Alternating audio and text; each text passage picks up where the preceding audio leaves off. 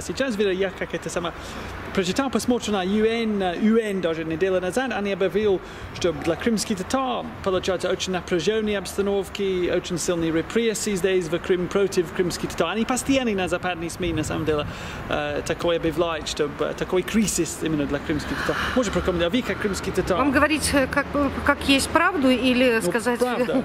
Правда. Только правда. Только правда. Просто, понимаете, если говорить обстоятельно и объективно по данному вопросу, здесь очень много различных нюансов. Сказать в целом, да, что ущемление крымских татар по национальному признаку там, или по вероисповеданию, нет. Такого нет. Но есть такие моменты, скажем, с момента присоединения Крыма к Российской Федерации во время Украины.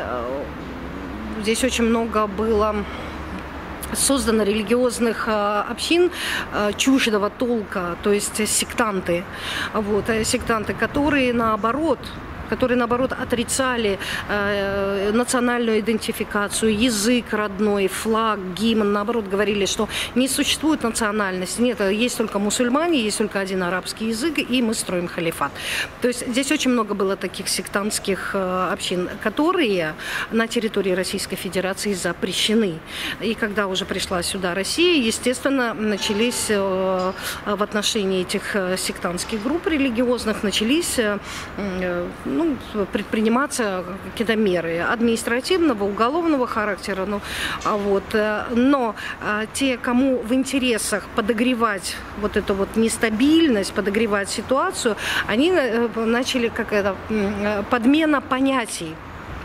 Происходит подмена понятий, они начинают говорить, что за мусульманство, за веру ущемляет крымских татар по национальному признаку. Это не так. Этого нет. Я крымская татарка, мусульманка, у меня семья крымские татары, и у меня много очень друзей, родственников, близких крымские татары. За веру и за национальность нет никаких ущемлений, потому что есть нюансы, в которых нужно разбираться. Ну, конечно. Но главное, чтобы все по-честному. И как, например, Джамала выступает в Евровидении и рассказывает, чтобы она представляет крымских татар? К Джамале у крымских татар очень хорошие отношения, то есть нет никакой вражды, да, мы гордимся, что у нас есть такая исполнительница талантливая, что у нее корни крымско-татарские, что она из нашего народа, мы гордимся, а уже ее политические взгляды, это уже личное дело, как говорится, каждого. Она же не может отвечать за весь народ и выражать политические взгляды, политические настроения всего народа, она выражает их как Джамала. Да? Я, например, выражаю там свои политические взгляды. То есть это не истина в последней инстанции. Поэтому я в данном случае считаю, если ты артист, ты должен петь, ты должен писать, ты должен свой талант проявлять. А для политики есть политики, которые должны заниматься политикой. Каждый должен заниматься своим делом.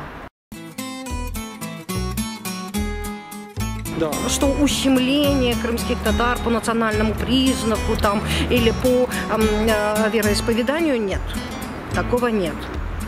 Происходит подмена понятий, они начинают говорить, что за мусульманство, за веру ущемляет крымских татар по национальному признаку. Это не так. Этого нет. Начались предприниматься какие-то меры административного, уголовного характера. Оставайся-ка ты у меня на ночлег.